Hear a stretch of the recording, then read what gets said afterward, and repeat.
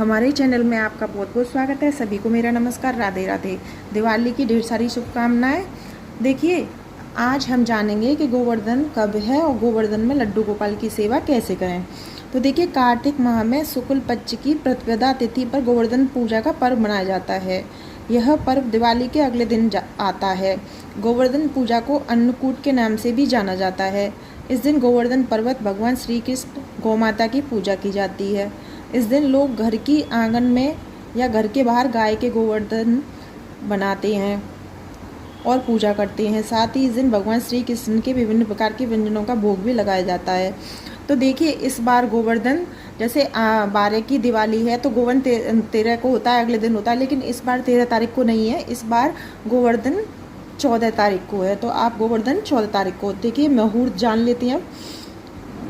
इस साल कार्तिक माह में शुक्ल पक्ष की प्रतिपदा तिथि की शुरुआत 13 नवंबर दिन सोमवार को दोपहर 2:56 से हो रही है। इस तिथि का समापन अगले दिन 14 नवंबर दिन मंगलवार को दोपहर 2:36 पर होगा। उदया तिथि को देखते हुए गोवर्धन पूजा 14 नवंबर मंगलवार को मनाई जाएगी।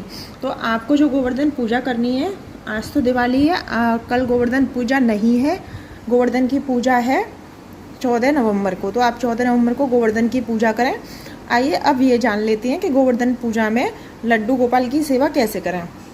देखिए, जो गोवर्धन पूजा होती है, जितने भी स्वरूप हैं, हमारे कान्हा जी के ही स्वरूप हैं। गोवर्धन जी ने पर्वत जो उठाया था वो कौन थे? कान्हा जी थे। तो कान्हा जी की भी विशेष प्रकार से सेवा करनी है। पहली बात तो सुबह आप उन्हें उठाएं, उठाने के बाद उन्हें पंचामृत स्नान कराएं। अगर आप पंचामृत स्नान नहीं करा सकते तो आप उन्हें कच्चे दूध से स्नान कराएं। अगर ये भी नहीं तो आप उन्हें सादा स्नान करा लें। उसके बाद अच्छे से वस्त्र पहनाएं और पूरा श्रृंगार करें। और कोशिश कीजिएगा कि आप येलो कलर के कपड़े उनको पहनाएं, क्योंकि पीले कपड़े का गोवर्धन वाले दिन बहुत ही अधिक महत्व माना जाता है। तो आप अपने लड्डू गोपाल को कोशिश कीजिएगा कि पीले वस्त्र पहनाएं, अच्छे से श्रृंगार करें। देखिए, जब हम अपने कृष्ण जी की पूजा घर में करते हैं, ऐसे ही गोवर्धन भी कृष्ण जी का ही रूप है। तो जब गोवर्धन हम बनाते हैं तो आप अपने लड्डू गोपाल को सुबह पूजा करके गोवर्धन पूजा के साथ भी रख सकते हैं। गोवर्धन की पूजा भी कर सकते हैं और साथ ही लड्डू गोपाल की भी पूजा कर सकते हैं, क्योंकि दोनों एक ही स्वरूप होते हैं। और आपको उस दिन कान्हा जी का भोग उस दिन महत्व होता है कि जैसे अन्नकूट की सब्जी, कुछ लोग उसे गड्ढे की सब्जी बोलते हैं, सारी सब्जी मिक्स करके अन्नकूट की सब्जी और पूड़ी का भोग का महत्व है। तो उस दिन आप अपने कान्हा जी को, बहुत से लोग तो कान्हा जी को गोवर्धन वाले दिन अपने मंदिर में छोटे रूप में 56 भोग भी लगाते हैं। छोटे रूप में आप ऐसे 56 भोग लगा सकते हैं कि आप 56 चीज़ लें, सिर्फ एक एक ही लें, तो भगवान चाहे छोटा हो या बड़ा हो स्वीकार कर लेते हैं। तो आप छोटे रूप में भी लगा सकते हैं, क्योंकि हर साल गोवर्धन वाले दिन मैं भी 56 भोग लगाती हूँ। तो आप अगर लगाना चाहते हैं तो अपने कान्हा जी के 56 भोग लगा सकते हैं।